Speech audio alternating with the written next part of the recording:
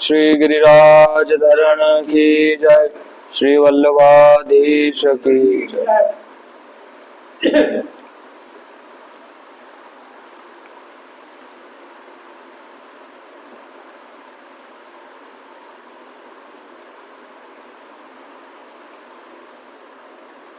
नया श्लोक प्रारंभ करना है। ज्ञेयं यत् प्रवक्ष्यामि यज्ञात्वा मित्रमुश्रिते, अनादि मत परम ब्रह्म न सतः त्रादु दुच्यते।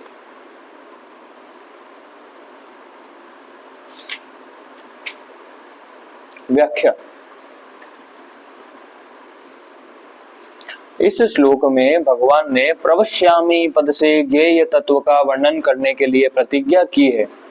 अमृतमश्रुते पद से उसे जानने का फल बताया है। अनादिमत पद से उसका लक्षण बताया है।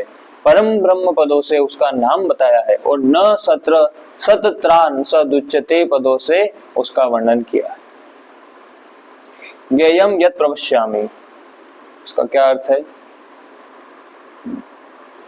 भगवान यहाँ ज्ञेय तत्व का के वर्णन का उपक्रम करते हुए प्रतिज्ञा करते हैं कि जिसकी प्राप्ति के लिए ही मनुष्य शरीर मिला है, जिसका वर्णन उपनिषदों, शास्त्रों और ग्रंथों में किया गया है, उस प्रापणीय ज्ञेय तत्व का मैं अच्छी तरह से वर्णन करूंगा।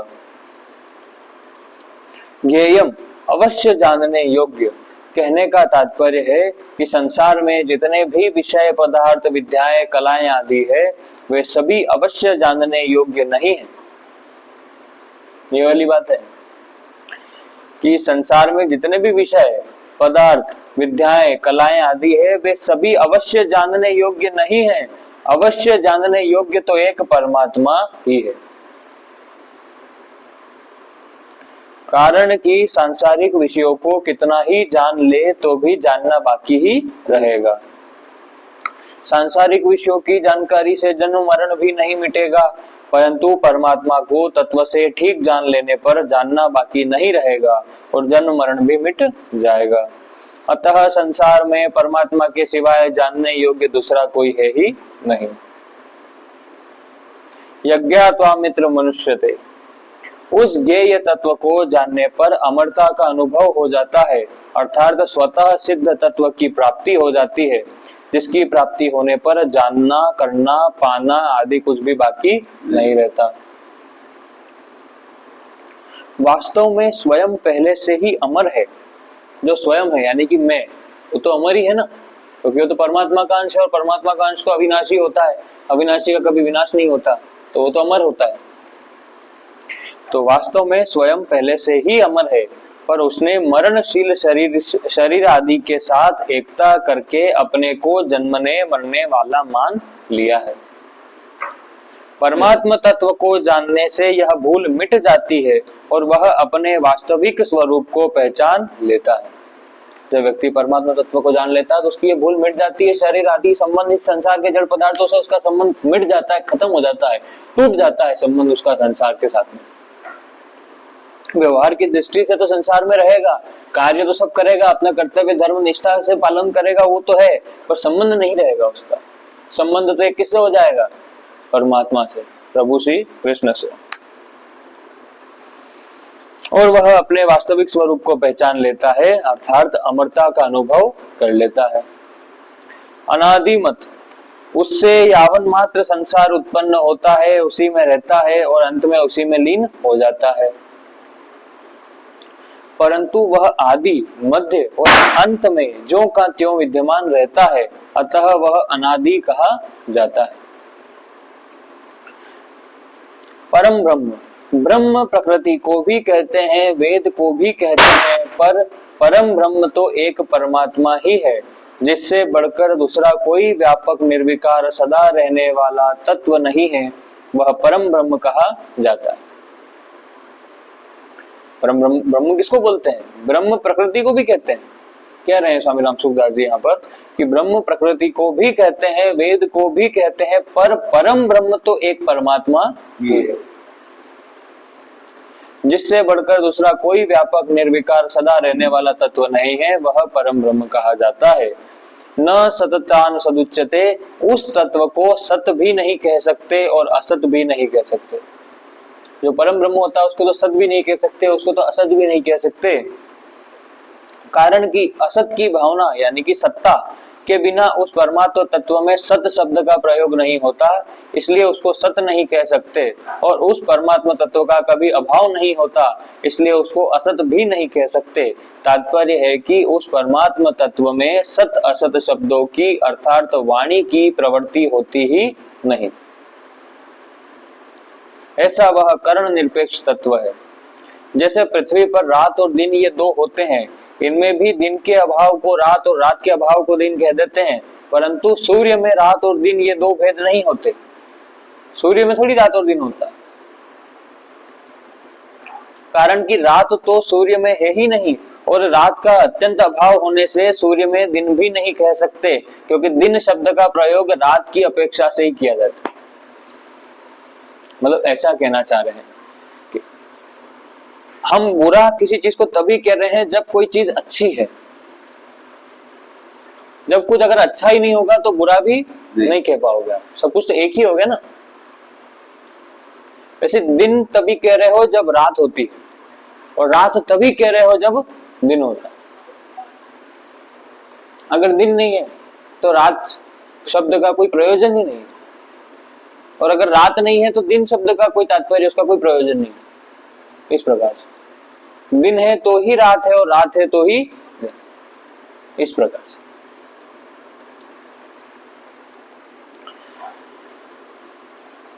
आगे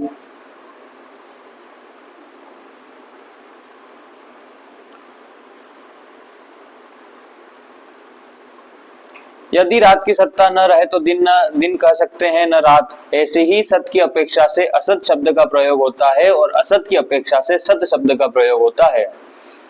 जहां परमात्मा को सत कहा जाता है वहां असत की अपेक्षा से ही कहा जाता है, परंतु जहां असत का अत्यंत अभाव है वहां परमात्मा को सत नहीं कह सकते। और जो परमात्मा निरंतर सत है उसको असत नहीं कह सकते। अतः परमात्मा में सत और असत इन दोनों शब्दों का प्रयोग नहीं होता। जैसे सूर्य दिन रात दोनों से विलक्षण केवल प्रकाश रूप है, ऐसे ही वह ज्ञेय तत्व सत असत दोनों से विलक्षण है। जैसे रामचरितमानस की चौपाई है, राम सचिदानंद दिनेशा नहीं तह मोहन निशा लवलेशा, सहज प्रकाश रूप भगवान नहीं तह पुनि विज्ञान विहान। दूसरी बात, सत असत का निर्णय बुद्धि करती है, और ऐसा कहना भी वही होता है जहां वह मन वाणी और बुद्धि का विषय होता है, परंतु ज्ञेय तत्व मन वाणी और बुद्धि से सर्वथा अतीत है, अतः उसकी सत असत संज्ञा नहीं हो सकती। परिशिष्ट भाव, परमात्मा तत्व को ज्ञेय कहने का तात्पर्य है कि वह तत्व जानने योग्य है, उसको जानना चाहिए, और वह जानने में शक्य है, अर्थात जाना जा सकता है। वास्तव में वह तत्व जानने में आता नहीं है, क्योंकि प्रकृति से अतीत होने के कारण वह प्रकृति की पकड़ में नहीं आता, परंतु वह स्वयं से प्राप्त किया जा सकता है। प्रकृति और पुरुष दोनों को अनादि कहा गया है, अतः दोनों का मालिक होने से परमात्मा को यहाँ अनादिमत अर्थात अनादि वाला कहा गया है। 7वें अध्याय के 4-5वें श्लोकों में भगवान ने अपरा प्रकृति को इतियम में कहकर और परा प्रकृति को यानी कि जीवात्मा को में पराम कहकर दोनों को अपने अधीन बताया है, अतः दोनों के मालिक भगवान ही हुए। उपनिषदों में भी आया है, शरम प्रधान मत मृताक्षरम हरः शरात्म मनाविष्टे देव एक। श्वेता उपनिषद था, श्वेता स्वतर उपनिषद। प्रकृति तो क्षर यानी कि परिवर्तनशील है। प्रकृति क्या है? प्रकृति तो नाशवान है, परिवर्तनशील है। और इसको भोगने वाला पुरुष यानी कि जीवात्मा अमृत स्वरूप अक्षर यानी कि अपरिवर्तनशील है। इन दोनों प्रकृति और पुरुष को एक ईश्वर अपने शासन में रखता है। गीता में एक ही समग्र परमात्मा का 3 प्रकार से वर्णन आया है। पहला, परमात्मा सत भी है और असत भी है, सद सच्चा अहम। दूसरा, परमात्मा सत भी है, असत भी है और सत असत से परे भी है, सद सत परम यतः। और तीसरा, परमात्मा न सत है और न असत ही है, न स्वतंत्रता सदुच्यते, इस श्लोक में आ गई। तीनों बातें गीता में ही दी हुई। इसका तात्पर्य है कि वास्तव में एक परमात्मा के सिवाय कुछ भी नहीं है। वह मन, बुद्धि और वाणी से सर्वथा अतीत है, इसलिए उसका वर्णन नहीं किया जा सकता, पर उसको प्राप्त किया जा सकता है। वास्तव में परमात्म तत्व का वर्णन शब्दों से नहीं कर सकते। उसको असत की अपेक्षा से सत, विकार की अपेक्षा से निर्विकार, एक देशीय की अपेक्षा से सर्वदेशीय कह देते हैं, पर वास्तव में उस तत्व में सत, निर्विकार आदि शब्द लागू होते ही नहीं है। कारण कि सभी शब्दों का प्रयोग सापेक्षता से और प्रकृति के संबंध से होता है, पर तत्व निरपेक्ष और प्रकृति से अतीत है। देश, काल, वस्तु, व्यक्ति, अवस्था, गुण आदि को लेकर ही संज्ञा बनती है। परमात्मा में देश, काल आदि है ही नहीं, फिर उनकी संज्ञा कैसे? इसलिए यहाँ आया है कि उस तत्व को न सत कहा जा सकता है और न असत ही कहा जा सकता है। परमात्म तत्व का आदि यानी कि आरंभ नहीं है। पर भगवान का कोई आदि है क्या? कोई आरंभ है क्या? जो सदा से है उसको आदि, मतलब जो सदा से है उसका आदि कैसे? सब अपर है, वह पर है। वह न सत है न असत। आदि, अनादि, पर, अपर, सत, असत का भेद प्रकृति के संबंध से है। वह तत्व तो आदि, अनादि, पर, अपर और सत, असत से विलक्षण है। इस प्रकार भगवान ने ज्ञेय तत्व का वर्णन करने की जो बात कही है, वह वास्तव में वर्णन नहीं है, प्रत्युत लक्षक अर्थात लक्ष्य की तरफ दृष्टि कराने वाला है। इसका तात्पर्य ज्ञेय तत्व का लक्ष्य कराने में है, कोरा वर्णन करने में नहीं। इसलिए साधक को भी लक्ष्य की दृष्टि से ही विचार करना चाहिए, केवल सीखने की दृष्टि से नहीं। संबंध, पूर्व श्लोक में वह तत्व न सत कहा जा सकता है न असत, ऐसा कहकर ज्ञेय तत्व का निर्गुण निराकार रूप से वर्णन किया। अब आगे के श्लोक में उसी ज्ञेय तत्व का सगुण निराकार रूप से वर्णन करते हैं। अभी निर्गुण निराकार की बात चल रही थी, अब सगुण साकार रूप की बात करेंगे प्रभु की।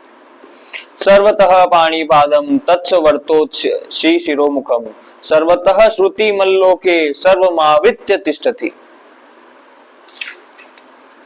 व्याख्या, सर्वतः पाणिपादम तथा, जैसे स्याही में सब जगह सब तरह की लिपियां विद्यमान है। जो स्याही होती है, इंक, उसके अंदर सारी भाषाएं विद्यमान है, क्योंकि कोई सी भी भाषा आप लिखोगे आप स्याही से लिखोगे। जैसे स्याही में सब जगह सब तरह की लिपियां विद्यमान है, अतः लेखक स्याही से सब तरह की लिपियां लिख सकता है। सोने में सब जगह सब तरह के गहने विद्यमान है। अब जो सोना है, सोने के अंदर सब तरह के गहने, उसी सोने को पिघला दोगे, अंगूठी बना लोगे, चेन बना लोगे, ब्रेसलेट बना लोगे, कुछ भी बना सकते हैं ना। अब तो है तो सोना, तो सोने के अंदर सारे जेवर विद्यमान है, सारे जेवर उसी के अंदर। तो सोने में सब तरह के गहने विद्यमान है, अतः सुनार सोने में किसी भी जगह से जो गहना बनाना चाहे बना सकता है। ऐसे ही भगवान के सब जगह ही हाथ और पैर हैं, अतः भक्त भक्ति से जहां कहीं जो कुछ भी भगवान के हाथों में देना चाहता है, अर्पण करना चाहता है, उसको ग्रहण करने के लिए उसी जगह भगवान के हाथ मौजूद है। भक्त बाहर से अर्पण करना चाहे अथवा मन से, पूर्व में देना चाहे अथवा पश्चिम में, उत्तर में देना चाहे अथवा दक्षिण में, उसे ग्रहण करने के लिए वहीं भगवान के हाथ मौजूद है। ऐसा नहीं है कि भगवान बस एक ही जगह पर विराजमान है, दूसरी जगह पर। ऐसे ही भक्त जल में, स्थल में, अग्नि में, जहां कहीं जिस किसी भी संकट में पड़ने पर भगवान को पुकारता है, उसकी रक्षा करने के लिए भगवान के हाथ तैयार करते हैं। अर्थात भगवान वहां ही अपने हाथों से उसकी रक्षा करते हैं। भक्त जहां कहीं भगवान के चरणों में चंदन लगाना चाहता है, पुष्प चढ़ाना चाहता है, नमस्कार करना चाहता है, उसी जगह भगवान के चरण मौजूद है। हजारों लाखों भक्त एक ही समय में भगवान के चरणों की अलग अलग पूजा करना चाहे तो उनके भाव के अनुसार वहां ही भगवान के चरण मौजूद है। कृष्ण भगवान वाली बात है, जैसे लोग गोपियां कहते नहीं है जिस महल में जाऊं वहां भगवान रह रहे।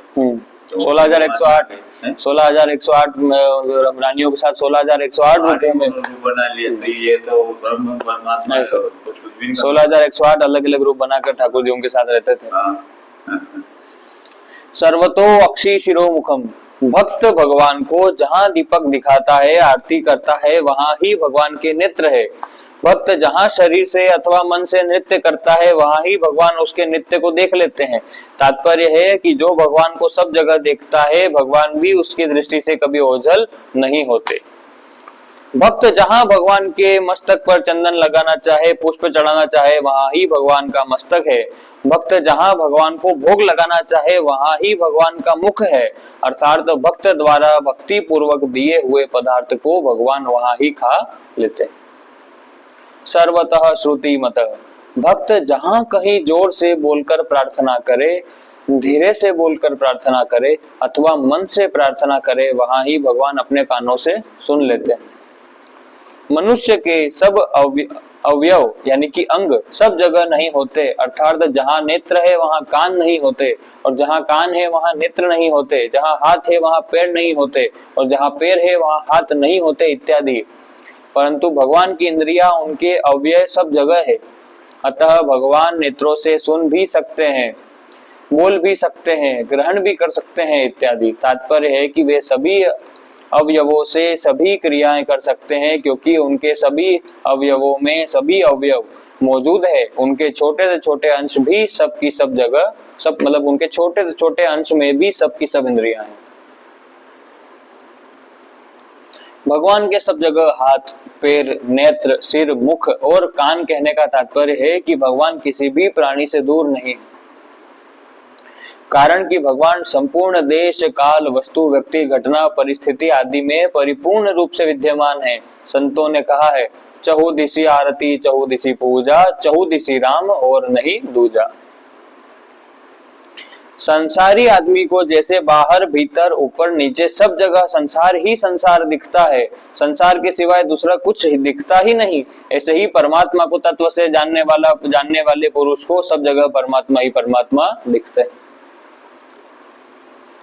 लोके सर्वमावित्य तिष्ठति, अनंत सृष्टियां हैं और अनंत ब्रह्मांड है, अनंत ऐश्वर्य है, और उन सब में देश, काल, वस्तु, व्यक्ति आदि भी अनंत है। वे सभी परमात्मा के अंतर्गत है। परमात्मा उन सबको व्याप्त करके स्थित है। 10वें अध्याय के 42वें श्लोक में भी भगवान ने कहा है कि मैं सारे संसार को एक अंश से व्याप्त करके स्थित हूँ। परिशिष्ट भाव, परमात्मा में सब जगह सब कुछ है। जैसे कलम और स्याही में किस जगह कौन सी लिपि नहीं है, जानकर आदमी उस एक ही कलम और स्याही से अनेक लिपियां लिख देता है। सोने की डली में किस जगह कौन सा गहना नहीं है, सुनार उस एक डली में से कड़ा, कंठी, हार, नथ आदि अनेक गहने निकाल लेता है। इसी तरह लोहे में किस जगह कौन सा औजार अथवा अस्त्र शस्त्र नहीं है, मिट्टी और पत्थर में किस जगह कौन सी मूर्ति नहीं है, ऐसे ही परमात्मा में किस जगह क्या नहीं है। परमात्मा से ही यह सब सृष्टि पैदा हुई है, उसी में स्थित रहती है और अंत में उसी में लीन हो जाती। पहले भी वही है, पीछे भी वही है, फिर बीच में दूसरी चीज कैसे आए, कहां से आए? इस बात को साधक दृढ़ता से स्वीकार कर ले तो फिर परमात्मा दिखने लग जाएगा, क्योंकि वास्तव में है ही वही, दूसरी चीज है ही नहीं। भगवान कहते हैं, अहमे वासमे वाग्रे न्यान्यद यद सदसत परम पश्चादहम यदे तच्च यो अविश्येत सो अम्यहम्। श्रीमद् भागवत का श्लोक है, सृष्टि से पहले भी मैं ही विद्यमान था, मेरे सिवाय और कुछ भी नहीं था, और सृष्टि उत्पन्न होने के बाद जो कुछ भी वह संसार दिखता है वह भी मैं ही हूँ। सत असत तथा सत असत से परे जो कुछ कल्पना की जा सकती है वह भी मैं ही हूँ। सृष्टि के सिवाय भी जो कुछ है वह भी मैं ही हूँ, और सृष्टि के नाश होने पर जो शेष रहता है वह भी मैं ही हूँ। तात्पर्य है कि सत्ता एक ही है, द्वंद्वों में उलझे रहने के कारण उसका अनुभव नहीं होता। इस प्रकार से संबंध पूर्व श्लोक में सगुण निराकार का वर्णन करके अब आगे के 3 श्लोकों में उसकी विलक्षणता, सर्वव्यापकता और सर्वसमर्थता का वर्णन करते। अगला, सर्वेंद्रिय गुणाभासम सर्वेंद्रिय विवर्जितम असक्तम सर्व में भ्रिवश्च निर्गुणम गुणभोक्तच। व्याख्या, पहले परमात्मा है, फिर परमात्मा की शक्ति प्रकृति। पहले कौन है? पहले परमात्मा। प्रकृति का कार्य महतत्व, महतत्व का कार्य अहंकार, अहंकार का कार्य पंच महाभूत, पंच महाभूतों का कार्य मन एवं 10 इंद्रियां और 10 इंद्रियों का कार्य 5 विषय। 5 विषय कौन से? विषयों का ज्ञान इंद्रियों से ही होता है, इंद्रियां ही विषयों को प्रकाशित करती है, इसलिए विषय इंद्रियों का कार्य है। ये सभी प्रकृति के कार्य है। परमात्मा प्रकृति और उसके कार्य से अतीत है। वे चाहे सगुण हो या निर्गुण, साकार हो या निराकार, सदा प्रकृति से अतीत ही रहते हैं। वे अवतार लेते हैं तो भी प्रकृति से अतीत ही रहते हैं। अवतार के समय वे प्रकृति को अपने वश में करके प्रकट होते हैं। जो अपने को गुणों में लिप्त, गुणों से बंधा हुआ मानकर जन्मता मरता है, वह बद्ध जीव भी जब परमात्मा को प्राप्त होने पर गुणातीत यानी गुणों से रहित कहा जाता है। तो फिर परमात्मा गुणों में बद्ध कैसे हो सकता? जब जो अपने को गुणों में लिप्त, गुणों से बंधा हुआ मानकर जन्मता मरता था वो व्यक्ति, वह बद्ध जीव भी जब परमात्मा को प्राप्त होने पर गुणातीत कहा जाता है, तो फिर परमात्मा गुणों में बंध कैसे सकते हैं? जब किसी का मोक्ष हो गया, हम उसी व्यक्ति को बोल देते हैं कि ये गुणातीत हो गया, तो भगवान खुद कैसे फिर किसी गुण में बंधे हुए हो सकते हैं? वे तो सदा ही गुणों से अतीत रहित है, अतः वे प्राकृत इंद्रियों से रहित है, अर्थात संसारी जीवों की तरह हाथ पैर नेत्र सिर मुख कान आदि इंद्रियों से युक्त नहीं है, किंतु उन इंद्रियों के विषयों को ग्रहण करने में सर्वथा समर्थ है। वे परमात्मा हाथ पैरों से रहित होने पर भी ग्रहण करने में समर्थ तथा वेग पूर्वक चलने वाले हैं। वे नेत्रों के बिना ही देखते हैं और कानों के बिना ही सुनते हैं। जैसे वे कानों से रहित होने पर भी भक्तों की पुकार सुन लेते हैं, त्वचा से रहित होने पर भी भक्तों का आलिंगन करते हैं, नेत्रों से रहित होने पर भी प्राणी मात्र को निरंतर देखते रहते हैं, रसना से रहित होने पर भी भक्तों के द्वारा लगाए हुए भोग का आस्वादन करते हैं, आदि आदि। इस तरह ज्ञानेंद्रियों से रहित होने पर भी परमात्मा शब्द स्पर्श आदि विषयों को ग्रहण करते हैं। ऐसे ही वे वाणी से रहित होने पर भी अपने प्यारे भक्तों से बातें करते हैं, चरणों से रहित होने पर भी भक्त के पुकारने पर दौड़कर चले आते हैं, हाथों से रहित होने पर भी भक्त के दिए हुए उपहार को ग्रहण करते हैं, आदि। इस तरह कर्मेंद्रियों से रहित होने पर भी परमात्मा कर्मेंद्रियों का सब कार्य करते हैं। यही इंद्रियों से रहित होने पर भी भगवान का इंद्रियों के विषयों को प्रकाशित करना। असक्तम सर्वभिश्चैव, भगवान का सभी प्राणियों में अपनापन प्रेम है। भगवान तो हमसे प्रेम करते ही है ना, तो भगवान का सभी प्राणियों में अपनापन प्रेम है, पर किसी भी प्राणी में आसक्ति नहीं, आसक्ति नहीं है भगवान की। ठाकुर जी थोड़ी किसी से आसक्त हुए हैं, प्रेम है ठाकुर जी का हमारे प्रति, अपने भक्तों के प्रति, वैष्णवों के प्रति प्रेम है ठाकुर जी का। आसक्ति न होने पर भी वे ब्रह्मा से चींटी पर्यंत संपूर्ण प्राणियों का पालन पोषण करते हैं। जैसे माता पिता अपने बालक का पालन पोषण करते हैं, उससे कई गुना अधिक पालन पोषण भगवान प्राणियों का करते हैं। कौन प्राणी कहाँ है और किस प्राणी को कब किसी वस्तु आदि की जरूरत पड़ती है, इसको पूरी तरह जानते हुए भगवान उस वस्तु को आवश्यकता अनुसार यथोचित रीति से पहुंचा देते हैं। एक चींटी को खाने के लिए छोटा सा दाना चाहिए तो उसकी भी व्यवस्था कर रखी है, और एक हाथी को खाने के लिए कितना सब कुछ चाहिए तो हाथी के लिए उसकी व्यवस्था भी कर रखी है। अब जंगल में हाथी रहता है, उसको हम कोई खाना देने थोड़ी जा रहे हैं, और चींटी को आवश्यकता है उसको भी हम देने थोड़ी जा रहे हैं, पर सबका पेट भर रहे हैं, जिसको जितना चाहिए उतना पेट भरने के लिए दे रहे हैं, बस खुद ही पी रहे। ठाकुर जी व्यवस्था कर दे रहे हैं उनको इस प्रकार से। आगे, प्राणी पृथ्वी पर हो, समुद्र में हो, आकाश में हो अथवा स्वर्ग में हो, अर्थात त्रिलोकी में कहीं भी कोई छोटा से छोटा अथवा बड़ा से बड़ा प्राणी हो, उसका पालन पोषण भगवान करते हैं। प्राणी मात्र के सुहृद होने से वे अनुकूल प्रतिकूल परिस्थितियों के द्वारा पाप पुण्यों का नाश करके प्राणी मात्र को शुद्ध पवित्र करते रहते। निर्गुण गुण भोक्त च, वे परमात्मा संपूर्ण गुणों से रहित होने पर भी संपूर्ण गुणों के भोक्ता है। तात्पर्य है कि जैसे माता पिता बालक की मात्र क्रियाओं को देखकर प्रसन्न होते हैं, ऐसे ही परमात्मा भक्त के द्वारा की हुई मात्र क्रियाओं को देखकर प्रसन्न होते हैं। अर्थात भक्त लोग जो भी क्रियाएं करते हैं उन सब क्रियाओं के भोक्ता भगवान ही बनते हैं। परिशिष्ट भाव, इस प्रकरण में ब्रह्म की मुख्यता होने पर भी प्रस्तुत श्लोक में समग्र परमात्मा का वर्णन हुआ है। यह समग्र ही ज्ञेय तत्व है, अतः समग्र की मुख्यता ज्ञान और भक्ति दोनों में है। वासुदेव सर्वम, सर्वम खल्विदम ब्रह्म, छंदोग्य उपनिषद का श्लोक। इस श्लोक का तात्पर्य है कि एक परमात्मा के सिवाय और किसी की भी सत्ता नहीं है। हम जो कुछ भी कहेंगे वह परमात्मा से अलग नहीं है, सबसे रहित भी वही है और सबके सहित भी वही है। ओम शांति शांति शांति।